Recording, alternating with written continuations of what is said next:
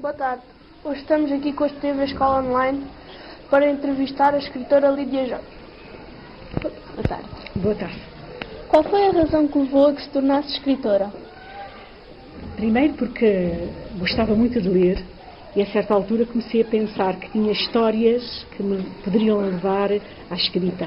Então comecei a escrever e percebi que escrever era uma atividade magnífica, uma atividade que permitia eu inventar e depois de inventar passar aos outros para poderem ler. Então isso fez com que eu começasse e nunca, até hoje, ainda não tivesse parado. Desde que idade se dedica à escrita? Desde muito cedo. Eu só publiquei aos 30 e tal anos, mas a verdade é que comecei quando era criança a escrever.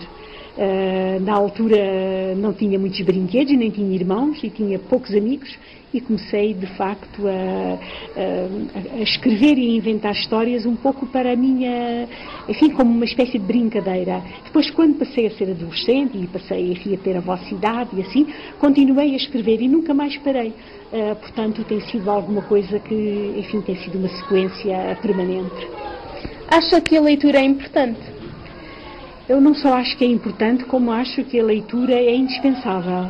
Digamos, não podemos imaginar o homem moderno, a pessoa moderna, sem ser também leitor. Existe um programa que é chamado Nascidos para Ler.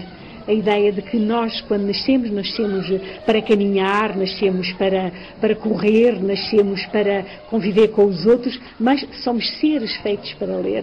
A minha ideia é essa também, é a ideia de que não podemos dispensar a leitura. A leitura é mãe de tudo, e da formação intelectual, da formação ética, da formação cívica e, inclusive, é a base para nós criarmos velocidade de pensamento e uma base para nós criarmos uma espécie de capacidade de apreensão e de raciocínio rápido que está na base, precisamente, da apreensão das outras disciplinas. É por isso que há uma relação muito intensa entre aquilo que é o bom leitor e depois o bom estudante de matemática, o bom estudante das ciências, a pessoa que se interessa pela astronomia, pela agricultura, pela mecânica, pela tecnologia. Existe uma relação. A gente percebe que o bom leitor é aquele depois que também acaba por ser uma pessoa com muitas capacidades nos outros domínios. Acha que todas as escolas deviam ter uma biblioteca escolar? Acho que sim, e o projeto parece-me que é que todas, onde haja uma escola, haja uma biblioteca. Infelizmente, a gente sabe que ainda não é assim, mas mesmo que haja agora um momento em que se pare esse projeto, eu estou convencida que no futuro vai se retomar. Uma escola não pode dispensar uma parede ou uma estante com imensos livros, porque é aí por onde passa, digamos, o início da aprendizagem e o final da aprendizagem.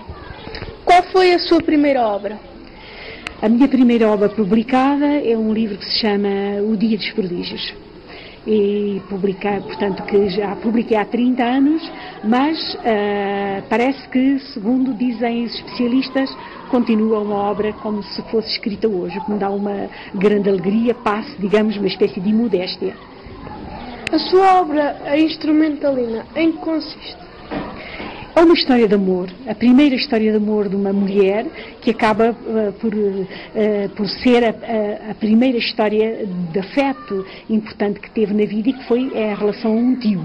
Digamos como se ela tivesse exercitado aquilo que foi depois a sua história de amor no futuro com esse primeiro amor que teve por um tio.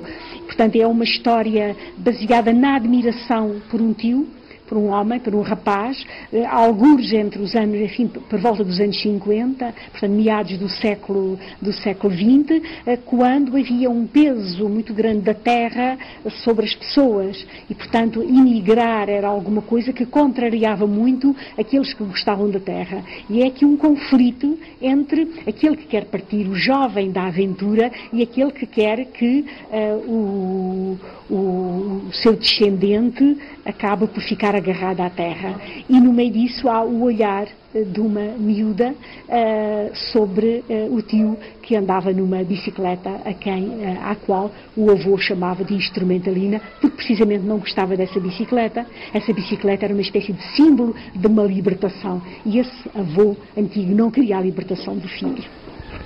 De onde retira a inspiração para escrever os seus livros? da própria vida. Quer dizer, escrever livros é assim, é olhar para a vida, olhar para o tempo que passa e depois sentar-nos à mesa e fazermos coincidir o passado, o presente e o futuro, tudo assim num momento, e aí fazermos uma invenção da realidade. Portanto, no princípio é sempre a vida, depois então é o livro. Depois os livros são bons se eles voltam outra vez a falar da vida. Se não fosse escritora, o que gostaria de ser? Gostava de ser tantas coisas, mas possivelmente aquilo que fui sendo ao lado da escrita, que era ser professora. Portanto, na minha vida, essas duas atividades acabaram por irem paralelas uma à outra, ainda que aquilo que eu sempre tenha querido ser, e só era ser escritora.